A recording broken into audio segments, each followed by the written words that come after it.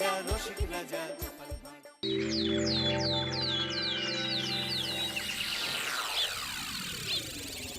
উফ, এইবার এমন একটা দাও মারবো না যে কৃষ্ণচন্দ্র কেঁদে কুল পাবে না। কিন্তু সেটা একমাত্র সফল হবে এর মন্ত্রী আমাদের পাশে থাকে। আরে ও তো মোহর ছাড়া আর কিছুই চেনে না। ওকে খবর দিয়েছি এক্ষুনি এলো বলে। রাজামশাই, কৃষ্ণনগরের মন্ত্রী এসেছেন। ওকে ভেতরে পাঠিয়ে দাও। প্রণাম খাম্বাজ রাজ। এ কি রানীমা, আপনি? আমি তোমাদের কৃষ্ণনগরের রানীমা নই, আমার নাম ললনা। আমি হরেক রকমের গলায় কথা বলতে পারি। এটা আমার আসল গলা। ওরে বাবা রে বাবা রে বাবা, আপনি তো প্রতিভার জলজ্যান্ত রূপ। একে আপনি কোথা থেকে পেলেন খাম্বাজ রাজ? বেশ কিছুদিন আগে একটা যাত্রা দেখতে গিয়ে ললনার সাথে পরিচয় হয়। ওর ব্যাপারে সবকিছু জানার পরে আমার মাথায় একটা বুদ্ধি খেলে যায়। তাই আপনি আমাকে ডেকে পাঠিয়েছেন, তাই তো? একদম তাই। আমার একটা পরিকল্পনা আছে। ছলে বলে কৌশলে ওই কৃষ্ণনগরের আসল রানীকে কিছুদিনের জন্য বাইরে পাঠাতে হবে, আর সেই সুযোগে সেসব দায়িত্ব আমার ওপরে ছেড়ে দিন। আমি নিজের দায়িত্ব নিয়ে ললনাকে কৃষ্ণনগরের রানীর সমস্ত আদব কায়দা শিখিয়ে দিয়েছি। এখন শুধু আমি বাকি ব্যাপার নিয়ন্ত্রণ করব। এখন মহারাজ বাৎসরিক হিসেব নিয়ে ব্যস্ত, তাই রানীমা চলে যাবেন আর তার বদলে ঢুকবে ললনা দেবী। তাহলে আর দেরি কেন? আজ রাতেই বেরিয়ে পড়ো। আর যদি আমার পরিকল্পনা অনুযায়ী এগোতে পারো তাহলে কিছুদিন পরে তুমি হয়ে উঠবে কৃষ্ণনগরের রাজা। আমার কত দিনের আশা। চলুন তাহলে। হ্যাঁ চলুন, রাজবাড়ির বাকি ব্যাপার যেতে যেতে বুঝিয়ে দেব। রানীমা কিভাবে কথা বলেন, কাকে কি বলে ডাকেন, রাজবাড়ির কোথায় কি আছে সব।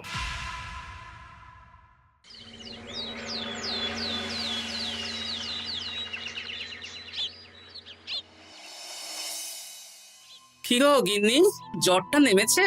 এই জ্বরটা কমেছে, কিন্তু শরীরটা খুব দুর্বল গো। তুমি পারলে ভাতটা রান্না করে রাজবাড়ি যাও। আমি বেলার দিকে এই কিছু একটা তরকারি করব। না না গিন্নি, তোমাকে এই শরীরে রান্না করতে হবে না। আমি তরকারির সবজি কুটে রাখছি। হ্যাঁ, ওই পুটির মাকে বলে রাখবো, ও এসে রান্না করে দেবে। তাহলে তো ভালোই হয়। জ্বরে একেবারে শরীরটা দুর্বল করে দিয়েছে গো। হ্যাঁ, তুমি বিশ্রাম নাও গিন্নি, আমি রান্নাঘরে যাই। কি গোপাল আজকে এখনো এলো না? ও কোনোদিন সময় এসেছে মহারাজ? ওকে তাড়িয়ে আপনি একটা কাককে রাজসভায় রাখলেও সে সময়ে আসবে। আসলে গোপালের গিন্নির খুব জ্বর, আমি দেখে এসেছি। তাই হয়তো ওর গিন্নির সেবা শুশ্রূষা করতে গিয়ে গোপালের দেরি হচ্ছে। তোমাকে আর গোপালের হয়ে কাসুন্দি গাইতে হবে না। এই তোমরা থামো তো। একটু দেরি হয়ে গেল মহারাজ। আসলে গিন্নির খুব জ্বর, তাই কিছুটা রান্না করে এলাম। আচ্ছা আচ্ছা আচ্ছা, তা এখন তোমার গিন্নির শরীর কেমন আছে? আগের থেকে ভালো আছে মহারাজ, জ্বরটা কমেছে, কিন্তু শরীর খুব দুর্বল। বেশ বেশ, একটু যত্নআত্তি করো। যাই হোক, আজকে সারা বছরের খরচের হিসেব আর আগামী অর্থনৈতিক বছরের প্রকল্প নিয়ে আলোচনা হবে। আলোচনা শুরু করা হোক। বিগত অর্থনৈতিক বছরে বিভিন্ন খাতে মোট খরচ হয়েছে 15,700 মোহর, আর বিভিন্ন কর বাবদ উপার্জন হয়েছে 22,000 মোহর। তাহলে তো মহারাজ ভালোই লাভ হয়েছে। এবার আমাদের দিকে একটু নয়ন মেলে তাকালেই হয়। সেসব তো দেখবই, কিন্তু তার আগে আমি মন্ত্রীর সাথে বিগত বছরের সব খরচ নিয়ে হিসেবে বসবো। হ্যাঁ, বেশিরভাগ দায়িত্ব তো মন্ত্রীমশাইয়ের কাঁধেই থাকে, তাই উনি কোনো হিসেবে জল দিয়েছেন কিনা সেটাও পরখ করে নেওয়া যাবে। এত কাজের চাপ যাচ্ছে কদিন, শান্তিতে ঘুমোতেও পাচ্ছি না। মন্ত্রী, তুমি আজ বিকেলে রাজবাড়িতে চলে এসো। বিগত অর্থনৈতিক বছরের হিসেবগুলো একবার দুজনে বসে মিলিয়ে নেব। আচ্ছা মহারাজ, যা করার তাড়াতাড়ি করে নিতে হবে। এখন দেরি করলেই এই বছরের প্রকল্পগুলো শুরু করতে দেরি হয়ে যাবে। মহারাজের জয় হোক। বলো প্রহরী, তুমি কি কিছু বলবে? মহারাজ, একজন কালো চাদর মুড়ি দেওয়ার লোক এলেন আর আমার হাতে এই চিঠিটা ধরিয়ে দিয়ে চলে গেলেন। এই গরমে চাদর মুড়ি?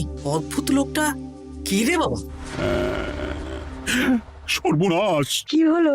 তোমাদের রানীমার জ্যাঠামশাই খুব অসুস্থ, তাই পরিবারের সবার সাথে দেখা করতে চান। ও মা গো, আজ সভা এখানেই শেষ। এইবার শুরু হবে আসল খেলা।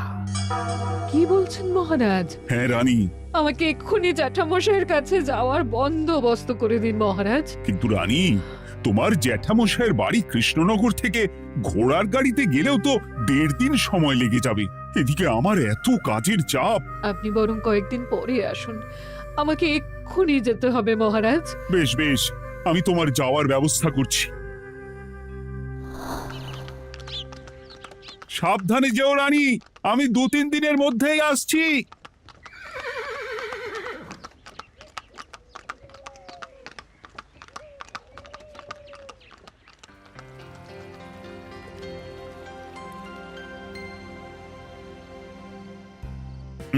মন্ত্রী, বিগত অর্থনৈতিক বছরে আমাদের পাঠশালার উন্নতির জন্য কত খরচ করা হয়েছিল একটু দেখো তো।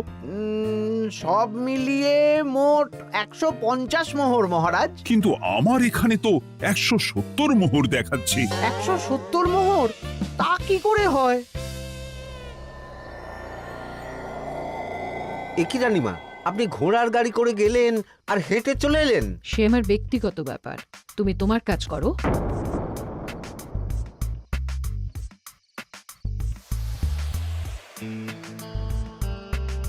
এ কি রানী, তুমি চলে এলে? আমার শরীরটা খুব একটা ভালো লাগছে না মহারাজ, পেটটা কামড়াচ্ছে। তাই সহিশকে বললাম ঘোড়ার গাড়ি নিয়ে জ্যাঠামশাইকে দেখে আসতে, আর আমি বাড়ি চলে এলাম। ও, সহিশ এসে খবর দেবে, তারপর আমি আর আপনি দুজনে একসাথে যাব।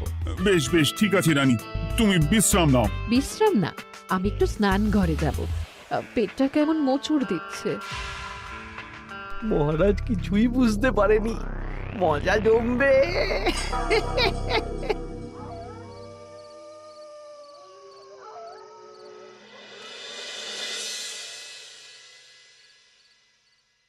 এ কি রানী, তুমি তোমার সব গয়না গাটি বের করছো কেন? আমার আর এই পুরনো নকশার গয়না পছন্দ নয় মহারাজ।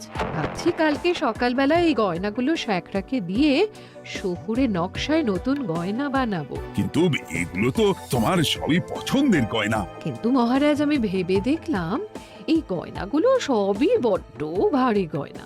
আমি শহুরে আধুনিক নকশার হালকা গয়না পরবো। এমনিতে জ্যাঠামশাইয়ের শরীরটা ভালো নেই, মনটাও ভালো নেই, ও, পেটটা কেমন মোচড় দিচ্ছে। আমি আরেকবার স্নান ঘরে যাব।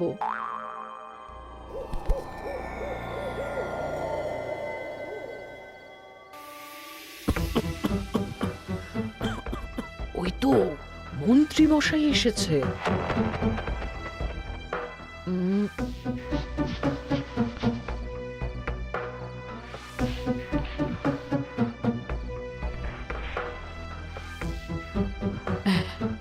এই রাজ্যে গোপাল আমার শত্রু, কালকে থেকে গোপালকে খাটাবে।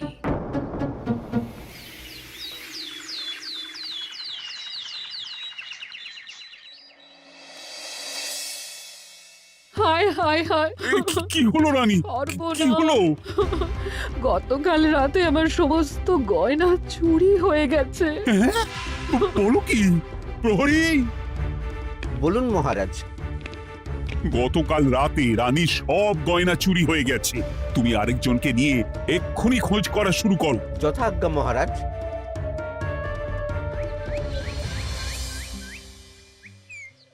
আমার সব গয়না চুরি হয়ে গেল, এবার আমি কি করব? রানী তুমি কেঁদো না, সেই সকাল থেকে কেঁদেই চলেছো। আমি তো প্রহরীকে খোঁজ করতে পাঠিয়েছি। এই সব প্রহরী কর্মচারী কাউকে বিশ্বাস হয় না আমার। আজ থেকে সবাইকে ছুটি দিয়ে দেব। কি বলছো তুমি? সবাইকে ছুটি দিয়ে দিলে রাজবাড়ির কাজ কে করবে? কেন? আমাদের সবচেয়ে বিশ্বাসযোগ্য সভাসদ গোপাল আজ থেকে রাজবাড়ির সব কাজ গোপাল করবে। কি বলছো? আপনি কি বলতে চাইছেন? গোপাল বিশ্বাসযোগ্য না? হ্যাঁ, গোপাল আমার সবচেয়ে প্রিয়। ওর চেয়ে বিশ্বাসযোগ্য আর কেউ নেই। কিন্তু কোনো কিন্তু না, বলবেন আপনার আদেশ। এক্ষুনি গোপালকে ডেকে পাঠান। যেমন তোমার ইচ্ছে। গোপাল, গতকাল রাতে রানী সব গয়না চুরি হয়ে গেছে, তাও আবার ঘরের ভেতর থেকে। আমি চাই তোমার মতো বিশ্বাসযোগ্য লোকই রাজবাড়ির সমস্ত কাজ করুক। মানেটা ঠিক বুঝতে পারলাম না রানীমা। মানে আমি রাজবাড়ির বেশিরভাগ কর্মচারীকে ছুটি দিয়ে দিচ্ছি, তার বদলে রাজবাড়ির কাজ করবে তুমি। কিন্তু কোনো কিন্তু না। রাজসভার ভাড়ামো অনেক হয়েছে, এবার থেকে তোমার কাজ বাসন মাজা, ঘর মোছা, কাপড় কাচা, পুরো রাজবাড়ি ঝাঁট দিয়ে পরিষ্কার করা। এই সেরেছি। যাও, রান্নাঘর থেকে বাসন নিয়ে পুকুর পাড়ে গিয়ে বাসন মাজবে।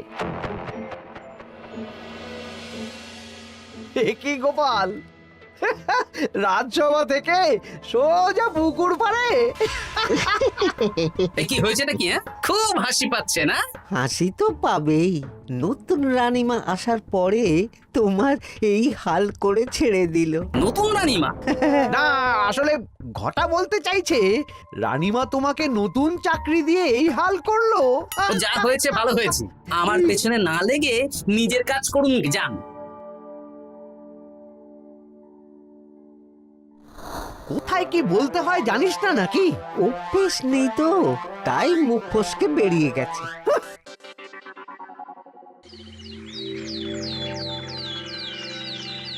রাজ্যে চোরের উপদ্রব বেড়ে গেছে, তাই আমরা কিভাবে চোরের উপদ্রব কমানো যায় সেই নিয়ে আজকে একটা আলোচনা করব। কিন্তু মহারাজ, রাজসভায় এখনো তো সবাই আসেনি। এই তো এসে গেছি। ওই রাজবাড়ির জামা কাপড় কাচ্ছিলাম। এ কি, গোপাল এখন রাজবাড়ির জামা কাপড় কাচে? হ্যাঁ, সেসব করতে গিয়ে আমার নিজের জামা কাপড়ই ভিজে গেল, তাই বদলে এলাম। মহারাজ, রানীমা ঘোড়ার গাড়ি করে এসেছেন। মানেটা কি? রানী তো রাজবাড়িতেই আছে। হে কি মহারাজ, আমি প্রহরীদের কাছে শুনলাম আমার মতন দেখতে কেউ রাজবাড়িতে উড়ে এসে জুড়ে বসেছে। মানে তুমি তো আগেই চলে এলে। কি কাণ্ড! এই কে? শুনলাম আমার মতন দেখতে কেউ এসেছে। ও আচ্ছা, আপনি। তা কি চাই আপনার? বোঝো কাণ্ড, একরকম দেখতে একরকম গলা, এ বলে আমি আসল, ও বলে আমি। হায় হায় হায়, আসল নকল বোঝাই দায়। একটা নয়, দুটো রানী। আমার জ্যাঠামশাই একদম সুস্থ। এই মহিলা নিশ্চয়ই ভুয়ো চিঠি দিয়ে নিজের রাজবাড়িতে ঢোকার সুযোগ খুঁজছিল। একদম বাজে কথা বলবেন না। আপনি কে সত্যি করে বলুন। সমস্যা সমস্যা, ঘোর সমস্যা। আমার কোনো পাণ্ডিত্য দিয়ে বুঝতে পারছি না কে আসল আর কে নকল। আমি আসল, বিশ্বাস করুন। আমি তো এই মাত্র এলাম। না, আপনি নকল, আমি আসল। কিভাবে বুঝবো? আমি বলবো মহারাজ, এই যে এই রানী আসল। হ্যাঁ, কিন্তু মন্ত্রীমশাই, আপনি কি করে বুঝলেন? না মানে এই রানীমা তোমার উপরে এত ভরসা করে রাজবাড়ির কাজ করাচ্ছেন, কাউকে বিশ্বাস করেননি, একমাত্র তোমাকে বিশ্বাস করেছেন। এত ভালোবাসা, এত বিশ্বাস কার থাকতে পারে বলো? মানে গোপাল, তুমি রাজবাড়ির কি কাজ করছো? বাসন মাজা, ঘর মোছা, বাগান পরিষ্কার, অনেক কাজ করছি রানীমা। আপনার সব গয়না চুরি হয়ে গেল, তাই কাউকে বিশ্বাস করা যাবে না বলে ওই রানীমা আমাকে কাজে রাখলেন। এই ওই বন্ধ করে একটা উপায় বের করো। বেশ বেশ, আমি ধরে নিচ্ছি দুজনেই আসল। তাই আপনাদের দুজনকে আমি পরীক্ষা নেব, দেখব কে উত্তীর্ণ হন। তাই নাও। আপনারা দুজনেই তো সেনাপতিকে চেনেন, বলুন তো সেনাপতির আসল নাম কি? সনাতন সেন। আচ্ছা, আপনাদের বাপের বাড়ি কোথায়? বিজয়গড়। দূর গড়গড় করে সবই বলে দিচ্ছে। এভাবে হবে না, অন্য কোনো উপায় ভাবো। বেশ, সেনাপতি তলোয়ার দাও তো। দিচ্ছি। এই নিন, এই তলোয়ার দিয়ে মহারাজকে মেরে ফেলুন। আপনাদের মধ্যে কে মারতে চান বলুন। এসব তুমি কি বলছো গোপাল? মহারাজ আমার পতি পরমেশ্বর, ওনাকে আমি মারতে পারি? আমি স্বপ্নেও ভাবতে পারিনি গোপাল তুমি এই জঘন্য কাজ আমাকে করতে বলবে। আমি নিজের প্রাণের আহুতি দিতে পারি, কিন্তু মহারাজের গায়ে একটা আঁচড়ও দিতে পারবো না। উফ, খাম্বাজরাজ বেছে বেছে এক ধুরন্ধর নারীকে পাঠিয়েছেন, কোনো জবাব নেই। আমি বুঝতে পারছি না মহারাজ, এনাদের হাবভাব, কথাবার্তা, রূপ সবই একরকম। তবে যিনি ঘোড়ার গাড়ি চেপে এখন ফিরলেন, তিনি আসল হলেও হতে পারেন। আমি আসল, বিশ্বাস করুন। বললেই হলো? আসল হলে প্রমাণ করুন। বেশ, আজকে আর মাথায় কিছু আসছে না। আমি কাল আসব। ততক্ষণ আপনারা দুজনে রাজবাড়ির দুটো ঘরে থাকুন। কি ছকমারিতে পড়লাম রে বাবা।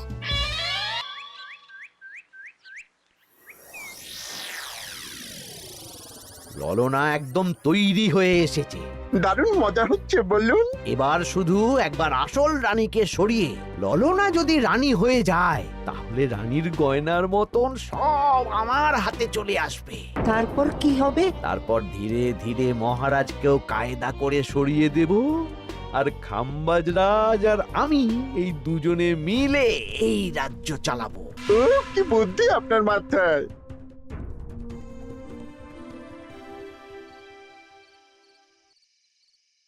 বলছি শোনো না, আমার শাড়িটা একটু ছিঁড়ে গেছে গো। তুমি বাজার থেকে কালকে আমার জন্য একটা শাড়ি নিয়ে আসতে পারবে? হ্যাঁ, আচ্ছা বেশ, নিয়ে আসবো শাড়ি। শাড়ি শাড়ি শাড়ি, এই তো মাথায় বুদ্ধি এসেছে। কাল নয়, আজকেই। গোপাল, তুমি কিছু ভাবতে পারলে? মহারাজ, আপনার দুই রানীকে ডাকুন। আমার তো একটাই রানী। ওই হলো মহারাজ, আসল নকল দুজনকেই ডাকুন। কই গো, একটু বাইরে এসো। বলুন মহারাজ, আপনি ডাকছেন? আচ্ছা, আমি দুটো শাড়ি নিয়ে এসেছি, লাল শাড়ি আর নীল শাড়ি। এই দুটোই মন্ত্রপুত শাড়ি, এক সিদ্ধ পুরুষ দিয়েছেন। কে তিনি? না, সেসব এখন বলা যাবে না, তবে এই শাড়ি দুটো একটা একটা করে ওনাদের দিয়ে দিন। এবার আমি এই শাড়ির বিশেষত্ব বলি। হ্যাঁ বলো গোপাল, বলো। আপনারা দুজনেই আজ রাতে এই শাড়িটা পরবেন, সারা রাত পরে থাকবেন। এই শাড়িগুলো 12 হাত মাপের শাড়ি। আগামীকাল সূর্যোদয় হওয়ার পরে যার শাড়ি 4 হাত কমবে সেই হবে আসল রানী। আচ্ছা বেশ, তাহলে তোমরা দুজনেই এই শাড়ি পরে থাক। কাল সকাল সকাল রাজসভা বসবে, তখন তোমাদের শাড়ি গোপালের কাছে জমা দিও। আচ্ছা। আমি যে নকল সেটা বুঝতে দেওয়া যাবে না। কি করে এই শাড়িটা 4 হাত কেটে ফেলে ওই তো ফল কাটার ছড়ি কেটে ফেলো। কালকে আবার মজা হবে।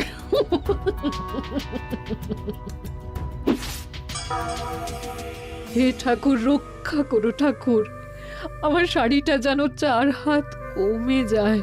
ঠাকুর রক্ষা করো।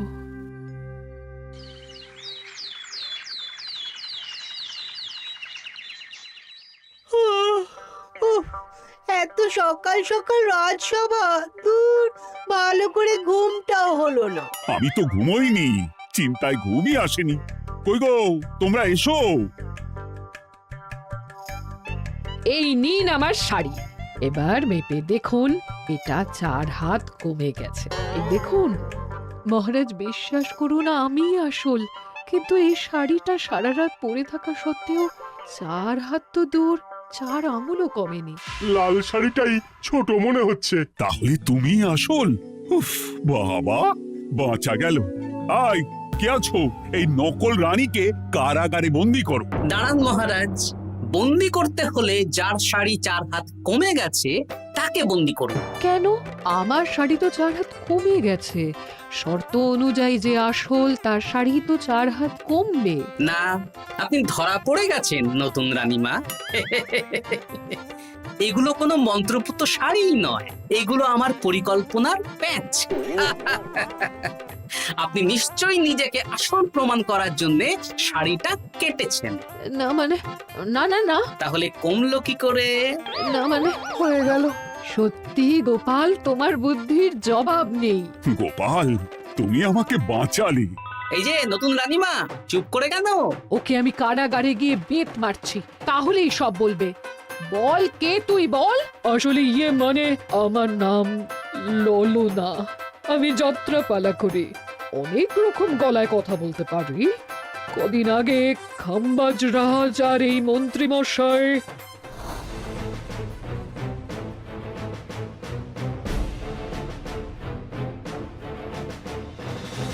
বাহ, এ তো দেখছি ললনার ছলনা।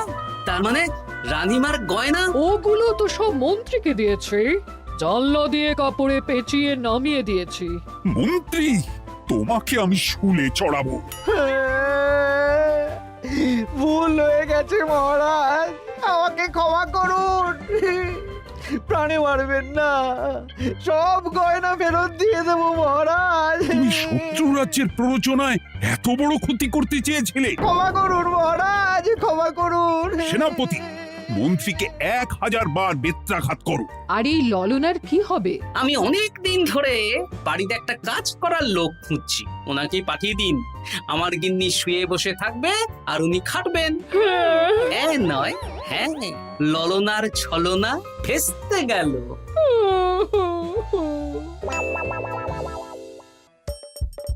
হাসির রাজা, জ্ঞানের রাজা, রসিক রাজা।